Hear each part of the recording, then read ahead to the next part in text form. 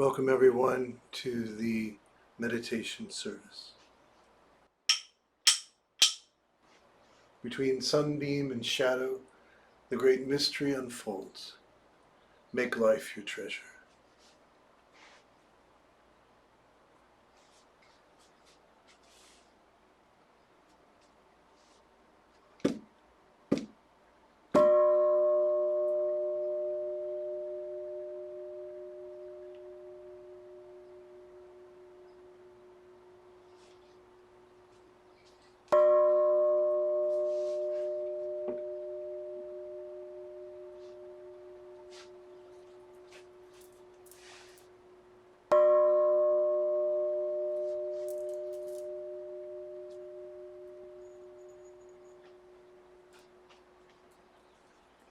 Namo Furupas. Namo Furupas. Namo Food Wounds.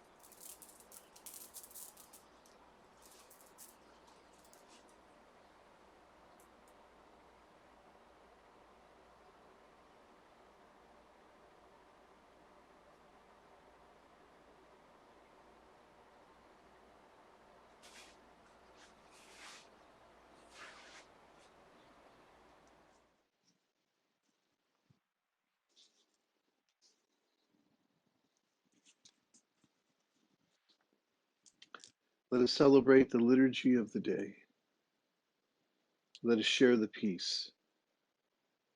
May all beings awaken to that peace which is our true home.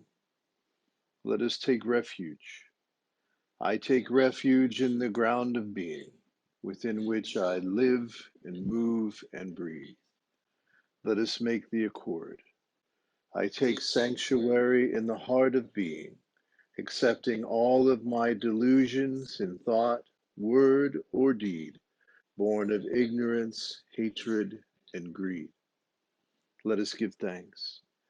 I give thanks for all things, awakening to the interbeing of all nature. May my heart be open and my mind clear. May all be free from suffering and the causes of suffering, and may all come to know that peace which is born of insight and understanding.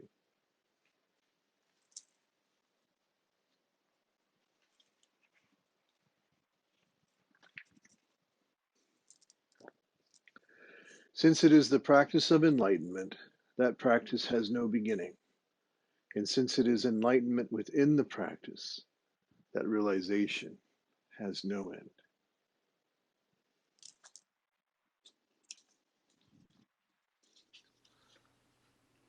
Welcome everyone to tonight's Dharma Talk. I hope everyone had a nice Easter yesterday.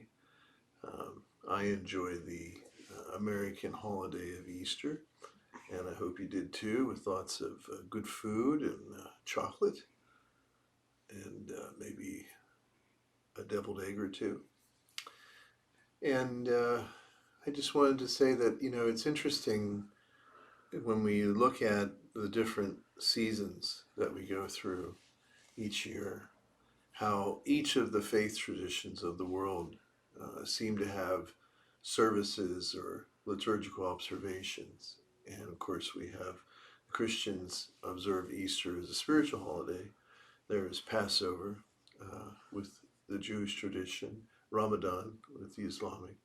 And with our own, we will be celebrating Hanamatsuri, our 23rd annual Hanamatsuri. And we're going back to our roots a little bit this time. We're going to be having the event at the Fort Hunter Barn in Harrisburg. Now, some of you have been with me long enough, going back about 20 years. That's one of the places that we began with. So it's going to be really fun to go back there and celebrate that event. Tonight's talk is based on a reading, which is actually a song. And it's a song that was written and composed by Steven Seagal. Now, some of you may only know Steven Seagal as an actor in action films, but he is also a martial artist and also a Buddhist teacher. And so he put out an album, and he's also a very accomplished musician and writer. And he put out an album some years back, going back maybe 16 years. And I just really love the album. But there's a song on there that really fits with the title of our talk tonight.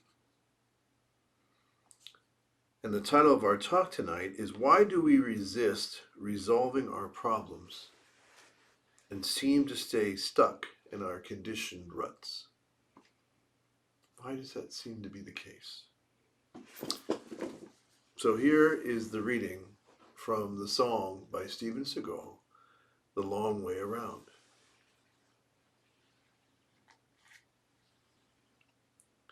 People will always take the long way around. Before you know it, you'll be lost and found, living in sunshine with the shades pulled down. People will always take the long way around. Living in sunshine with the shades pulled down.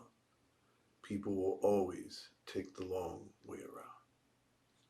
And there's about 4 other paragraphs that are really good in this song, but a little too long to read the whole thing. And I don't know if any of you watching today or tonight would have been at my mountain seat ceremony, which is the ceremony where we, sort of establish the rector of a new center temple. But a good dear friend of mine that I met when I was a chaplain at Hershey Medical Center, who is a Baptist minister, sang this song for me. And it was quite beautiful. Something I will never forget. So, why do we take the long way around? And this is a question that I often get asked from 2 perspectives. One is from the point of view of a person who maybe I've counseled with in the past. And maybe I haven't seen them for a while, and they've been doing well. And then something comes along in life, as it does, and they get hooked really bad. And so they email me or call me up and say, hey, can we get together? And one of the questions that comes out of that sort of setting is they'll say to me, why is this still bothering me? I thought I put it all behind me, and yet here it is again. So that's one area that it comes from. The other area is more philosophical. Well, people ask me, well, what's the Buddhist path about? Is it a path where, you start here and then you keep going and keep going and keep going? At some point you get to here and nothing troubles you anymore. Or you don't experience any more pain. And so my response to them is that moving out of a place of suffering, that is possible. And I do believe that it's possible that someone might get to a point in their life where they don't really suffer. However, if we're going to say that, we have to say that from the perspective that we distinguish the difference between pain and suffering. Because as long as we're alive, we're going to experience pain. But suffering is the story or the narrative that we project onto the pain. And I do believe that while getting hooked is something that we may never be free of as long as we're in this body, in this world, I do believe we can get to a place where if we don't completely eradicate suffering, we minimize it greatly. But it's important to distinguish between pain and suffering, because pain can be both physical and it can be emotional. So physical and emotional pain is not something that the Dharma removes. And we wouldn't want that, really. I know sometimes when we're in great pain, we do wish that maybe in that moment. But the reality is, if that somehow you could magically remove the pain in your life, you wouldn't be the same person.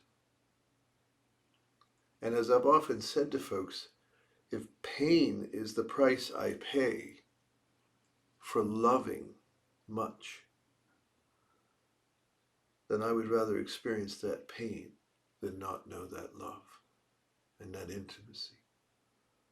And so that's the trade-off. But suffering is different. Suffering is a distorted, neurotic projection that we place on our pain. And that we can be free from. That we don't have to continue with. But pain is something that I think we need to be human. We need to be alive. I once said at a retreat that there's this line that I said, and one of my students actually made a poster of it and had it laminated and did a painting around it. And I said that pain is like good wasabi. It somehow enhances the flavor of life and also purifies it, and is also sometimes difficult to swallow. But I don't want anyone to take away my pain. I've, gone through painful experiences in my life. And I don't want anyone to take away my pain. My pain is part of what makes me human. But suffering, that I'm ready to get rid of. And that I practice every day, removing. So I think I just wanted to clarify that first, because I think it helps come to a more better understanding of our original question. Like, why does it seem like I go the long way around? Why does it seem that I keep repeating things? And early in the Buddhist sutras, the Shakyamuni is teaching that our practice is sort of a spiral experience. That it's not like, we go from point A to point B, but rather it's a spiral experience. And I think what the Buddha meant by this is that we go through these cycles in our life. we go through these different stages, these different experiences.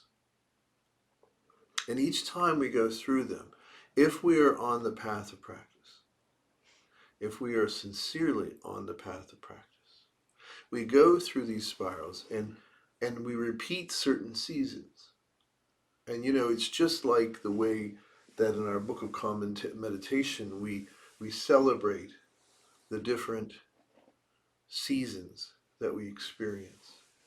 And each season, as we go through them again, gives us a new opportunity within the spiral of that year to experience an even greater freedom from suffering. And I know I had this experience where I was moving some stuff, some furniture one time, and I haven't done this for a while, but there was a long period of time early in my practice that I kept a journal, and I would write down my personal koans, the things that I would take through the 4 questions. And I remember moving some furniture, and I found one of those journals that I hadn't really looked at in a long time.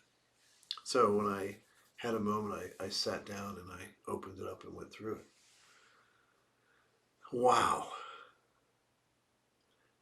There were so many things that came up as I read the reflections of this man who was me. And I say that purposely, who was me. And the first thing I felt was compassion. And sympathy, actually. I felt bad for this poor bastard. I felt bad for that dude. Because, he was going through a lot of stuff. But the other thing I felt was like I didn't know that person anymore. Like the things he was struggling with, the way he was expressing himself, that's just not me anymore. I just don't know it anymore. And so that revealed to me that in the spiral of my practice over these many years, that I have changed, that I'm not the same person that I used to be. I certainly don't suffer like I did. In pain, yeah, I go through pain. I have emotional pain. I have things that hook me. But I know what to do with it. I never feel like I don't know what to do. But, and maybe this is to the title of our sermon or homily or dharma talk, whatever one makes you feel better. There is a resistance in us. Like one of the things I've noticed is that when I get hooked, there's a resistance in me, quite unconsciously, that comes up that doesn't really want to solve the problem. and it's tricky because I think when something really hooks you, there are 3 processes that one ought to do if one wants to be free of it and one wants to change the way they're feeling and have some kind of creative experimental action they can take from the insight. And the first is to sit with it. Now, what do I mean by that? Well, just like in our one form of meditation, observation practice, mokso, we want to be with it without doing anything about it. And I think that's good. We just let it be. But here's the thing. You can't do that very long. In fact, that might be okay for a few hours, or maybe even for a period of meditation. But once that has passed, then you've got to move into the next 2. Because if you don't, all you will do is find that you begin to get more deeply troubled. And you don't get better from just sitting with it. And that's a sort of an illusion that sometimes even Buddhist practitioners can be sort of fooled by, especially if they come from a Buddhist school that really emphasizes a lot of sitting meditation. Sometimes the answer to everything is go sit with it. But the reality is that that won't change it. I remember once a woman came to me who had spent many, many years as a monastic at a very, very famous monastery retreat out in California. And she sat with many well-known teachers in the Buddhist world. And her biggest problem was anger. And I don't just mean getting a little ticked off, but going into rage. And she told me that after 10 years of going to some of these teachers and her being told, just sit with it, she sat in my office in front of me and said, I'm still as pissed off as I ever was. So it doesn't work. I am happy to say that I was able to help her to find less anger in her life. But just sitting won't do it. But it might be good in the beginning because, sometimes we get really hooked by something. It's kind of a shock to the system. And so sometimes, instead of reacting to it, we need to just be with it. But we need to keep that very short amount of time. The other thing that we can do, and this can be helpful as long as we do the third part. If we don't do the third part, the first two really won't help us. That's very important. The second part is maybe to talk to someone about it. Maybe to get it off your chest. There's a certain sort of catharsis that can occur when you get it out of your head and you speak it.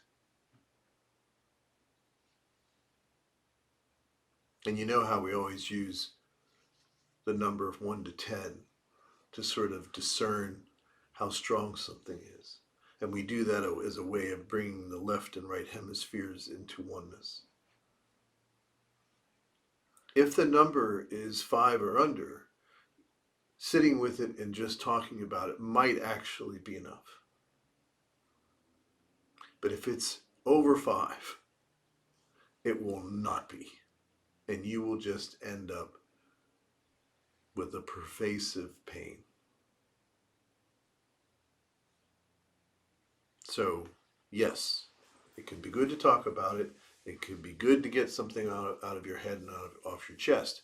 But if that's all you're doing, then you just begin to ruminate about it. And that actually will make it worse. So what's the third thing? In our school, it is the 4 questions. And unless you do something like the 4 questions, it won't change. And so I can't emphasize enough, do the 4 questions. Do the 4 questions. Do the 4 questions. Because I can tell you from my experience, as soon as I do the 4 questions, there's a shift, there's an insight, and I feel better. And then there's even some kind of action I can take that will even, in this spiral of my practice, as Shakyamuni spoke of, I get even stronger and freer. But boy, even I have that unconscious thing that comes up that, let's not be free of it. Let's wallow in it for a while. And why do we do that? Well, we do that because our ego self knows nothing else. Our ego self, which developed through 5 stages of conditioning early on in our life, and then goes out into the world. That part of us, which was developed mostly when we were children, that part of us only knows that way. And so when we encounter a problem, we encounter a situation, and we resist being free from it, It's because the ego self doesn't really know any other way. For the ego self, it's better the devil you know. And it really doesn't understand that I don't have to do this anymore. And when we reconnect to our true selves and we orient ourselves from that perspective, then we can compassionately let our true self, our big mind, take care of our little self, our little mind. And you know what? Even I, as a teacher, lo these many years, almost 80, even I have an ego self that resists it. And that's why we need each other. That's why, yes, you can practice by yourself. Yes, you need no one else to take refuge in your true self. But we need each other as Sangha in order to keep ourselves on that path of freedom. And if we don't have others, there's a good chance we're going to waste a lot more time. And so that's why I emphasize over and over again the importance of Sangha. Because it is my Sangha that when I am perplexed by a pernicious problem, it is my Sangha that encourages me to do what I need to do the 4 questions, to free myself. And so we need each other. Even Sensei needs his Sangha. So that's why we go the long way around.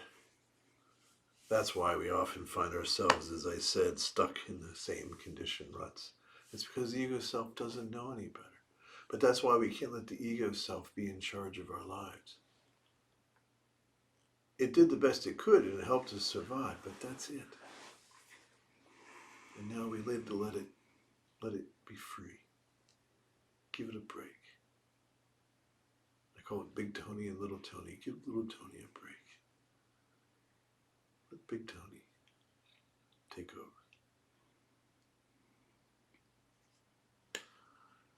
And finally, I will say as a pitch for Hanamatsuri, if you don't have a spiritual community,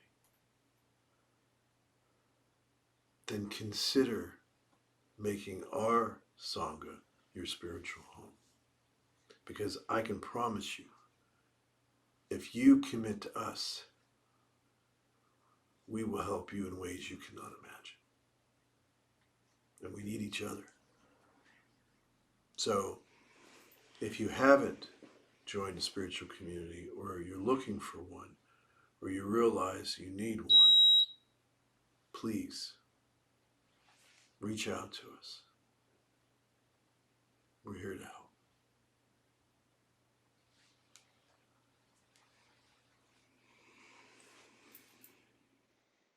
The moment we receive true and trusting, solid and clear like a diamond, infinite light and life embrace and protect us, liberating us completely. Let us share the 4 immeasurable vows. Sentient beings are numberless, I vow to liberate them. Delusions are endless, I vow to end them. The ways of compassion and wisdom are boundless, I vow to embody them. The way is unattainable, I vow to attain it.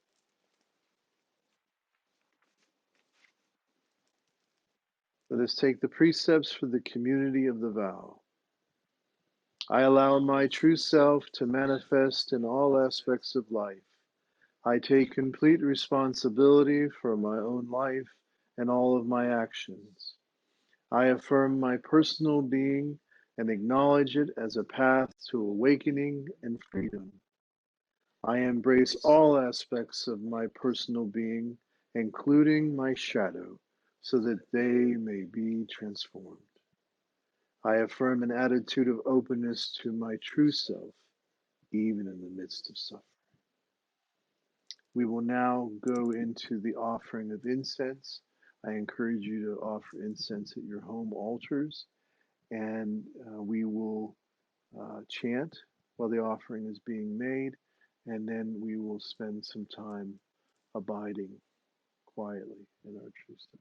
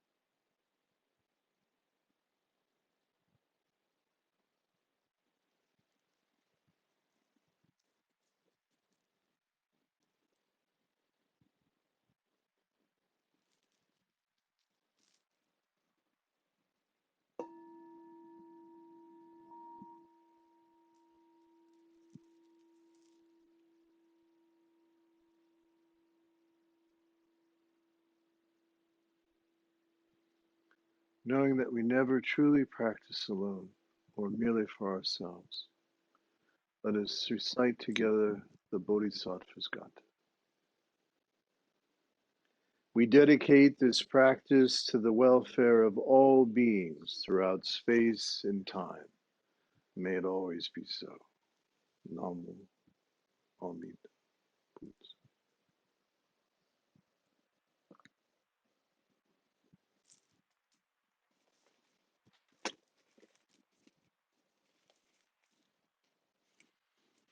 Thank you, everyone. That concludes this evening's service. As always, I encourage you to visit our website at senseitony.com. We're always there to help if you need spiritual counsel or direction. If you'd like to do some nurturing of your true self. If you're looking for a way to belong to the beloved community, we would love for you to join us. And if you feel that you might be called to a life of service to others, then consider our seminary training. Thank you.